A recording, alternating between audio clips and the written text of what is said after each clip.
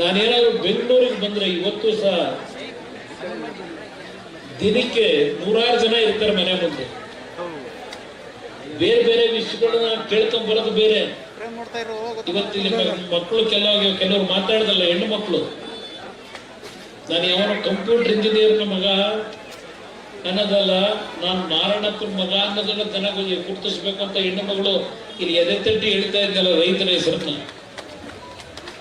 ಆ ರೀತಿಯ computer science, mechanical science, ಮಳೆ ಬಂದ್ರು ಹೋಗಿ ಇದ್ದ ಹೇಳ್ಬಿಡು.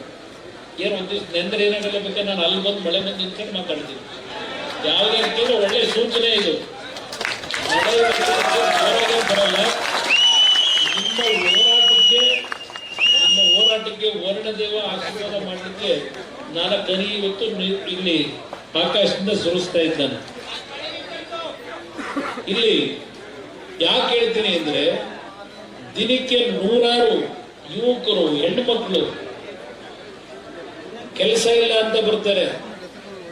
ನಾವು ಹೊರಗಡೆ ಹೇಳ್ತೀವಿ, ದೊಡ್ಡ ದೊಡ್ಡ ಕಾರ್ಖಾನೆ ತಂದು ನಿಮ್ಗೆಲ್ಲ ದೊಡ್ಡ ದೊಡ್ಡ ಉದ್ಯೋಗ ಕೊಡಿಸ್ತೀವಿ ಅಂತ ಹೇಳ್ತೀವಿ. ನನಗೆ ಆದಂತ ಅನುಭವವನ್ನ ನಿಮ್ ಮುಂದೆ ಹೇಳ್ತಾ ಇದ್ದೇನೆ.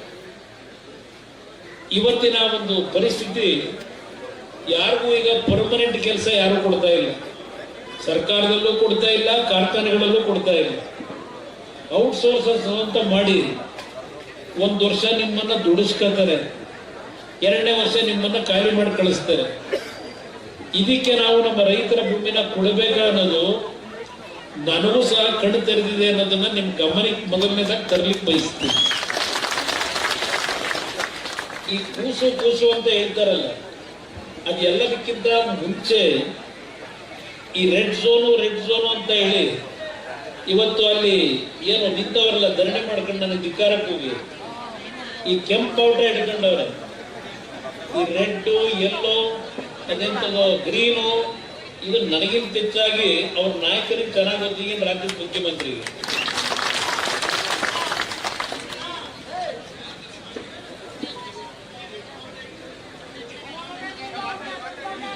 ಅದ್ರಲ್ಲಿ ಬಹಳ ಜನ ನನ್ನ ಹತ್ರ ಇದ್ದವರು.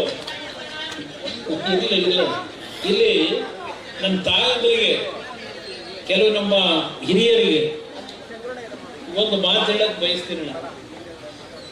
ರೆಡ್ ಝೋನ್ ಅಂತಕ್ಕಂಥದ್ದು ಈ ಕರ್ನಾಟಕದಲ್ಲಿ ಇರ್ತಕ್ಕಂಥ ಟೌನ್ ಪ್ಲಾನಿಂಗ್ ಅಂತಕ್ಕಂಥ ಒಂದು ಸಂಸ್ಥೆ ಏನಿದೆ, ಆ ಸಂಸ್ಥೆ CDP ಅಂತ ಹೇಳಿ ಒಂದು ಮಾಸ್ಟರ್ ಪ್ಲಾನ್ ನ ತಯಾರು ಮಾಡ್ತಾರೆ. ಆ CDP ಅನ್ನೋದ್ರ ಮುಖಾಂತರ, ಯಾಕಂದ್ರೆ 15 ವರ್ಷಕ್ಕೆ ಒಂದು ಬಾರಿ ಇಲ್ಲ 10 ವರ್ಷಕ್ಕೆ ಒಂದು ಬಾರಿ ಇರಬೇಕು. ಈ ಬೆಂಗಳೂರು ನಗರದ ಸುತ್ತಮುತ್ತ ಈ ಝೋನ್ ನ ಅಂತಕ್ಕಂಥದ್ದನ್ನ ಗುರುತಿಸ್ತಾರೆ. ಅದರಲ್ಲಿ ಈ ಭಾಗ ರೆಡ್ ಝೋನ್ ಮಾಡಿದ್ದಾರೆ, ಕೆಲವು ಭಾಗದಲ್ಲಿ ಗ್ರೀನ್ ಝೋನ್ ಮಾಡಿದ್ದಾರೆ, ಕೆಲವು ಭಾಗದಲ್ಲಿ ಯೆಲ್ಲೋ ಝೋನ್ ಮಾಡಿದ್ದಾರೆ. ನೀವೆಲ್ಲ ಇಷ್ಟೆಲ್ಲ ಕಷ್ಟಪಟ್ಟಿರೋದಕ್ಕೆ ಇದನ್ನ ಹೇಳ್ತಾ ಇದ್ದೀನಿ. ಅಲ್ಲೆಲ್ಲೋ ಕೂತಾರಲ್ಲ, ಬಂದು ಕೇಳಿಸ್ಕೊಂಡ್ರೆ ಒಳ್ಳೇದು. ರೆಡ್ ಝೋನು ಅಂತ ನಿಮಗೂ ತಲೆ ಕೆಡಿಸವ್ರೆ. ಈ ಮಾಸ್ಟರ್ ಪ್ಲಾನ್ ಏನಿದೆ, CDP ಪ್ಲಾನ್, ಈ ರೆಡ್ ಝೋನ್ ನ ಯಾತಕ್ಕೆ ಮಾಡ್ತಾರೆ ಅಂದ್ರೆ, ಯಾವುದಾದ್ರೂ ಒಂದು ಸಾರ್ವಜನಿಕ ಮತ್ತು ಉಪ ಸಾರ್ವಜನಿಕ ಕಾರ್ಯಕ್ರಮಗಳಿಗೆ ಆ ಭೂಮಿ ತಗೊಳ್ಳಿಕ್ಕೆ ಅಂತ ಹೇಳಿ ಮಾಡ್ತಾರೆ. ಇದು ಮೂಲ ಉದ್ದೇಶ ರೆಡ್ ಝೋನ್. ಅದರಲ್ಲಿ ಏನಿದೆ ಅಂದ್ರೆ ಡೆಫಿನಿಷನ್, ವಿವರಣೆ, ಈ ಕಲರ್ ಕೋಡ್ ಏನ್ ಹಾಕ್ತಾರೆ ಪ್ಲಾನರ್ಸ್, ಅರ್ಬನ್ ಡೆವಲಪ್ಮೆಂಟ್ ನ ಮ್ಯಾಪ್ ಏನಿದೆ, ನಗರ ಪ್ರದೇಶದ ಮ್ಯಾಪ್ ನ ಏನು ಕಲರ್ ಝೋನ್ ಅಲ್ಲಿ ಕೋಡ್ ಕೊಡ್ತಾರೆ. ಈ ಕಲರ್ ಕೋಡ್ ಏನಿದೆ, ಈಗ ಕೆಂಪು ಅಂತ ಏನು ಈಗ ಬಾವುಟ ಹಿಡ್ಕೊಂಡವರಲ್ಲ, red is use to earmark land to community focused and government services. ಒಂದು ಸಾರ್ವಜನಿಕವಾಗಿ ಯಾವುದಾದ್ರೂ ಒಂದು ಸ್ಕೂಲ್ ಕಟ್ಟಡ ಕಟ್ಟಲಿಕ್ಕೋ, ಆಸ್ಪತ್ರೆ ಕಟ್ಟಡ ಕಟ್ಟಲಿಕ್ಕೋ, ಇಲ್ಲ ಗೌರ್ಮೆಂಟ್ ಬಿಲ್ಡಿಂಗು ಆಫೀಸ್ ಕಟ್ಟಲಿಕ್ಕೋ, ಇಲ್ಲ ದೇವಸ್ಥಾನಗಳನ್ನು ಕಟ್ಟಲಿಕ್ಕೋ, ಕಮ್ಯುನಿಟಿ ಸೆಂಟರ್ ಒಂದು ಸಮುದಾಯ ಭವನ ಕಟ್ಟತಕ್ಕಂಥದ್ದಕ್ಕೆ ಮಾತ್ರ ಪರ್ಮಿಷನ್ ಕೊಡಬೇಕು ಅನ್ನೋದಕ್ಕೆ ಪರ್ಮಿಸಬಲ್ ಯೂಸಸ್ ಅಂತ ಹೇಳಿ ಈ ರೆಡ್ ಝೋನ್ ಅನ್ನ ಅಲಾಟ್ ಮಾಡಿರೋದು.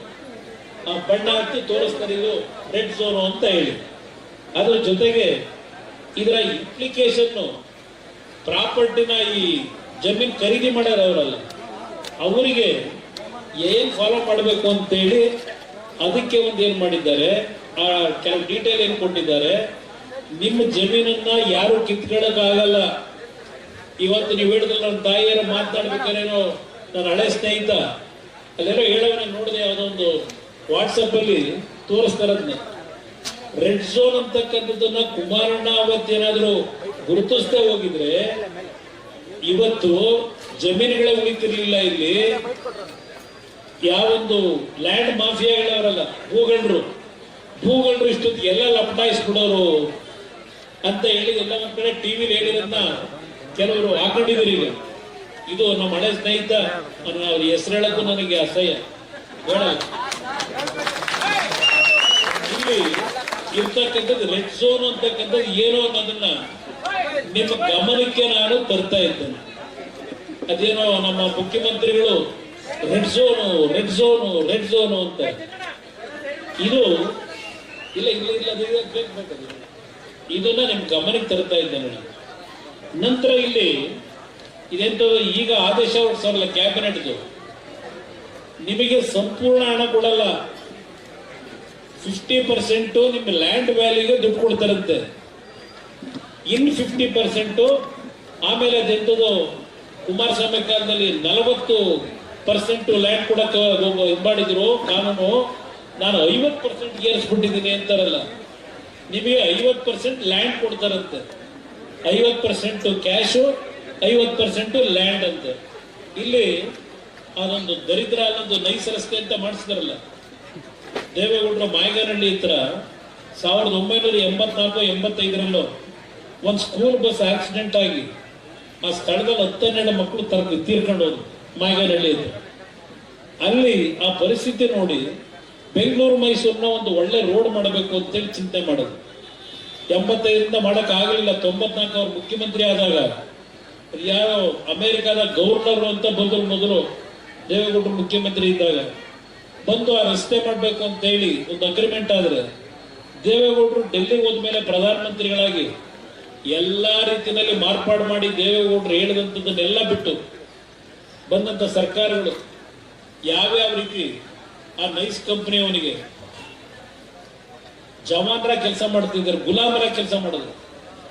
1 ಲಕ್ಷಕ್ಕೂ ಹೆಚ್ಚಿನ ಭೂಮಿ ಇದೇ ಶಿವಕುಮಾರ್ ಅವರು ಮಹಾನುಭಾವರು BMICP ಅಂತ ಹೇಳಿ ಮಾಡಿ ಅಲ್ಲಿ 1.25 ಲಕ್ಷ ಭೂಮಿಗಳನ್ನ ಎಲ್ಲ ಕಡೆ ಉದ್ದಕ್ಕೂ ಬೆಂಗಳೂರಿನಿಂದ ಮೈಸೂರಿನವರೆಗೂ ಆ BMICPಯ ಚೇರ್ಮನ್ ಆಗಿ ಏನೇನು ಮಾಡಿದ್ರು ಮಹಾನುಭಾವ. ಈಗ ಇಲ್ಲಿ ಬಂದವರ ರಾಮನಗರ ಜಿಲ್ಲೆ ಬದಲಾವಣೆ ಮಾಡಿ ಇಲ್ಲೆಲ್ಲ ನಮ್ಮ ರಾಮಣ್ಣವರು ಯಾರು ಹೇಳ್ತಾ ಇದ್ರು ಆ ಪರಿಸ್ಥಿತಿನ ಯಾತಕ್ಕೆ ಈ ತರ ಆಗಿದೆ ಅಂತ ಹೇಳಿ. ಇಲ್ಲಿ ಮೊನ್ನೆ ವಿಜಯದಶಮಿ ಆ ವಿಜಯದಶಮಿ ಸಂದರ್ಭದಲ್ಲಿ ಸಾತ್ತೂರಿನಲ್ಲಿ ಕಾರ್ಯಕ್ರಮ ಕರೆಸಿರ್ತಾರೆ. ಆ ಕಾರ್ಯಕ್ರಮದಲ್ಲಿ ಭಾಷಣ ಮಾಡ್ತಾರೆ ಮಹಾನುಭಾವ.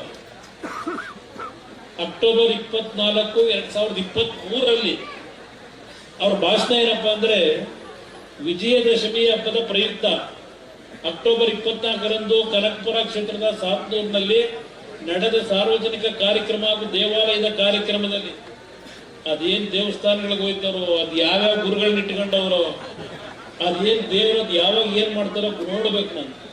ಇವತ್ತು ಈ ಕಲಿಯುಗದಲ್ಲಿ ಆ ದೇವರು ನಿಜಕ್ಕೂ ಇದ್ರೆ ಇವತ್ತು ನಿಮ್ ಕಣ್ಣಲ್ಲಿ ನೀರು ಹಾಕೊಂಡು ಏನಿದ್ದೀರಿ.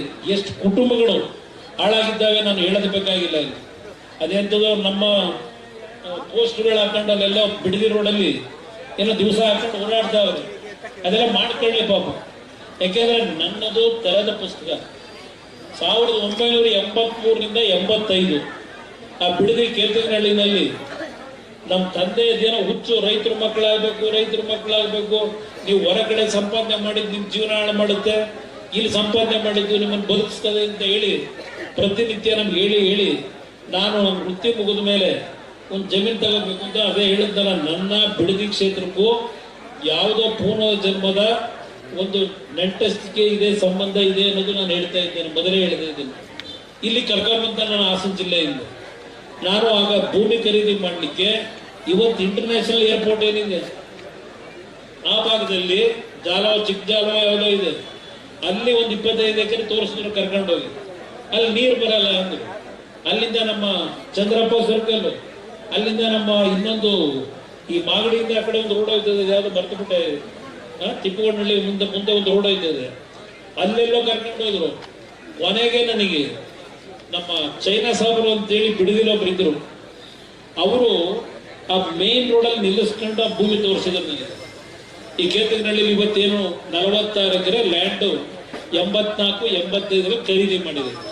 ಅಲ್ಲೆಲ್ಲ ಮೈಸೂರಿನಲ್ಲಿ ಒಂದು ಚಿತ್ರದ ಹಂಚಿಕೆ ಇಟ್ಕೊಂಡಿದ್ದೆ, ಅದ್ರಲ್ಲಿ ಬರೋ ದುಡ್ಡು ಇಲ್ಲಿ ತರೋದು 10,000-15,000 ಇನ್ವೆಸ್ಟ್ಮೆಂಟ್ ಮಾಡಿ ಭೂಮಿ ಖರೀದಿ ಮಾಡ್ತಾ ಇದ್ದೆ. ಅಲ್ಲಿ ನನಗೆ ಜಾಗ ತೋರಿಸಿದಾಗ ಅಲ್ಲಿ ಭೂಮಿ ಕಾಣಲಿಲ್ಲ, ಅಲ್ಲಿ ಕಲ್ಲಮಂಟಿ ಕಾಣಿಸ್ತು. ನಾನ್ ಜಮೀನ್ ಕೇಳ್ತಿರೋದು ರೈತನಾಗಿ ಬದುಕಲಿಕ್ಕೆ, ನನಗೆ ಕಲ್ಲೊಡೆಯ ಕೆಲ್ಸಕ್ಕಲ್ಲಪ್ಪ ಅಂದೆ ಅವರಿಗೆ.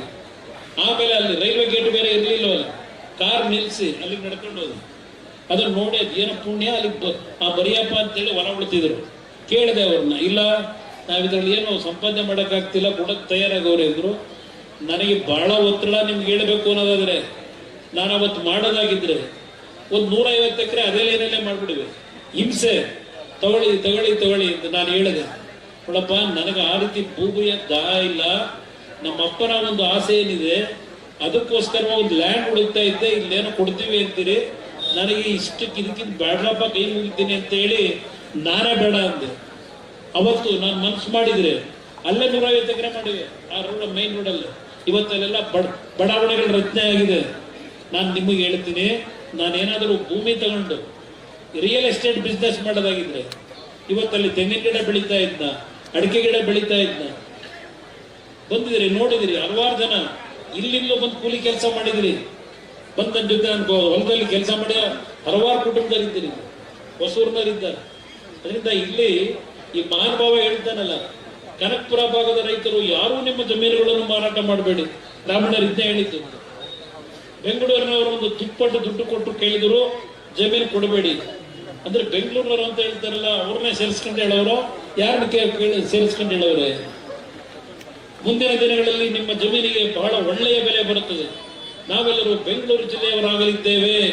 ನಿಮ್ಮನ್ನೆಲ್ಲ ಈಗ ರಾಮನಗರ ಜಿಲ್ಲೆಯಿಂದ ಬೆಂಗಳೂರಿಗೆ ಕರ್ಕೊಂಡು ಹೋಗೋರಿಗೆ. ಬೆಂಗಳೂರು ಜಿಲ್ಲೆ ಇವತ್ತು ಕೆಂಪೇಗೌಡರ ಜಯಂತಿನ ಆಚರಣೆ ಮಾಡ್ತಾ ಇದ್ದೇವೆ. ಆ ಪುಣ್ಯಾತ್ಮ ಕೆಂಪೇಗೌಡರು ಅದು ಯಾವ ಗಳಿಗೆನಲ್ಲಿ ಆ ನಗರಕ್ಕೆ ಫೌಂಡೇಶನ್ ಹಾಕಿ, ಆ ಬೆಂಗಳೂರು ಬೆಂದಕಾಳೂರು ಅದೇನೋ ಹೇಳ್ತಾರೆ ಹೆಸರುಗಳು, ಆ ಪುಣ್ಯಾತ್ಮ ಯಾವ ಸಂದರ್ಭದಲ್ಲಿ ಸುಮುಹೂರ್ತದಲ್ಲಿ ಪೂಜೆ ಮಾಡಿದ್ರು ಗೊತ್ತಿಲ್ಲ. ಇವತ್ತು ವಿಶ್ವಕ್ಕೆ ಸರಿಸಾಟಿಯಾಗಿ ಬೆಳೀತು. ಆದ್ರೆ ಬೆಂಗಳೂರು ನಗರದ ಪರಿಸ್ಥಿತಿ ಎಲ್ಲಿಗೆ ಬಂದಿದೆ? ಒಂದು ರಸ್ತೆ ಗುಂಡಿ ಮುಚ್ಚಕ್ಕಾಗಿಲ್ಲ. ಕಳೆದ 3-4 ವರ್ಷದಲ್ಲಿ 1200 ಕೋಟಿ ಬೆಂಗಳೂರಿನ ಗುಂಡಿ ಮುಚ್ಚಿಕೆ ಅಂತ ಹೇಳಿ ಖರ್ಚು ಮಾಡಿದ್ದಾರೆ. 1200 ಕೋಟಿ ಗುಂಡಿ ಮುಚ್ಚೋದು ಬೇಕಾಗಿರ್ಲಿಲ್ಲ. ಎಲ್ಲ ರಸ್ತೆ ಡಾಂಬರೀಕರಣ ಹಾಕೊಂಡ್ ಬಂದಿದ್ರೆ ಒಳ್ಳೆ ರಸ್ತೆ ಆಗಿರೋದು, ಗುಂಡಿ ಮುಚ್ಚೋದು ಬೇಕಾಗಿರ್ಲಿಲ್ಲ. ಗುಂಡಿ ಮುಚ್ತೀವಿ ಅಂತ ಹೇಳಿ 1200 ಕೋಟಿ ಇವತ್ತು ಈ ರಾಜ್ಯದ ಜನತೆ ತೆರಿಗೆ ಹಣ ಲೂಟಿಯಾಗಿದೆ. ಇಲ್ಲಿ ಹೇಳ್ತಾರೆ, ಈ ಹೇಳಿಕೆಯ ಮೂಲಕ ಅವರು ರಾಮನಗರ ಜಿಲ್ಲೆಯನ್ನು ಬೆಂಗಳೂರು ದಕ್ಷಿಣ ಜಿಲ್ಲೆಯನ್ನಾಗಿ ಮರುನಾಮಕರಣ ಮಾಡುವ ಸುಳಿವನ್ನು ನೀಡಿದ್ದಾರೋ, ಜನ ಮಾಡ್ಕೊಂಡು ಇನ್ನ ಹೆಚ್ಚಿಗೆ ಹೇಳಲ್ಲ, ಸಮಯ ವ್ಯರ್ಥ ಮಾಡಲ್ಲ.